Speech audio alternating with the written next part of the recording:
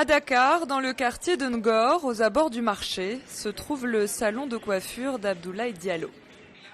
Comme la majorité des étrangers au Sénégal, Abdoulaye Diallo est guinéen. Il est arrivé à Dakar il y a 7 ans, à l'âge de 22 ans. Je me suis retrouvé ici à travers mon frère. Il n'y avait pas quoi acheter des biens, acheter des habits. C'est lui qui m'amenait, c'est mon frère qui m'amenait tout ça, qui m'apportait tous ces biens-là. Donc, comme il m'a supplié de venir, j'ai accepté de venir. Selon l'agence de la statistique au Sénégal, la NSD, les Guinéens représentent plus de 43% de la population étrangère dans le pays. Avant de se former à la coiffure et de s'installer ici, Abdoulaye Diallo, aidé par son frère, vit de débrouille et vend toutes sortes de produits. Timbres fiscaux, écouteurs, crédits pour le téléphone.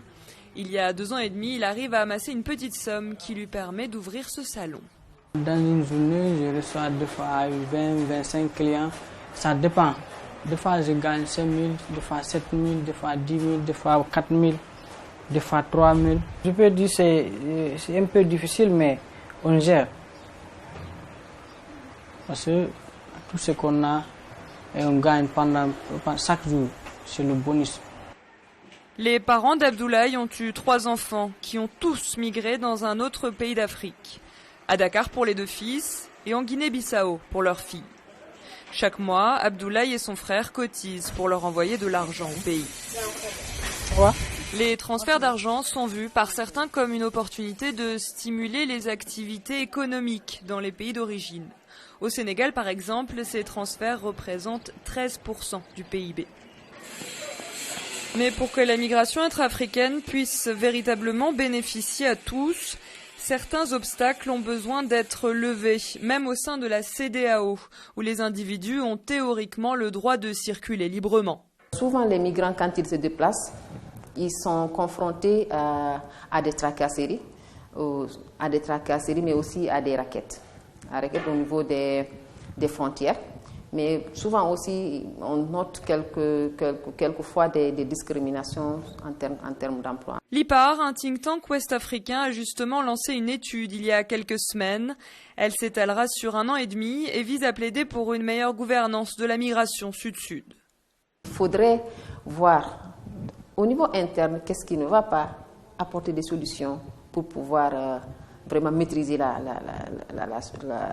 situation. Si cette migration intra-africaine est favorable, je ne pense pas que les jeunes puissent quitter dans un environnement qui les est favorable pour aller souffrir ailleurs. Ce sont souvent les jeunes hommes en âge de travailler qui migrent, mais cette figure s'est diversifiée ces dernières années. On trouve maintenant des étudiants, des commerçants, des travailleurs qualifiés et aussi de plus en plus de femmes. Dans le quartier des Almadies, Sandy Makaya, gabonaise, a ouvert cet institut de beauté spécialisé dans les ongles il y a quelques mois. Elle est arrivée à Dakar il y a 8 ans dans le cadre de ses études et a décidé d'y rester. Ce matin, parmi ses clientes, 2 Camerounaises et une Congolaise. Pour cette jeune entrepreneuse, le Sénégal est une terre d'opportunités professionnelles qu'elle n'aurait certainement pas eues dans son pays d'origine, le Gabon. J'ai des candidats de classe mais qui étaient super doués à l'école. C'était parmi les premiers. Ils étaient très bien. Mais ils se retrouvent à faire l'armée. Ils ont été à l'UOB, ils ont travaillé, mais ça n'a pas marché. Ils ne comprenaient pas pourquoi d'ailleurs. Et du coup, il y a aussi une famille à soutenir. De retour au marché de Ngor, nous retrouvons Abdoulaye, accompagné de son ami Ousmane, lui aussi guinéen. Mais lui est né à Dakar. Ce sont ses parents qui ont pris la décision d'émigrer. Aujourd'hui, la question du retour au pays se pose. Mon père, lui, il pense finir sa vie en Guinée. Il a complètement décidé. Il a même commencé, parce qu'il a investi là-bas.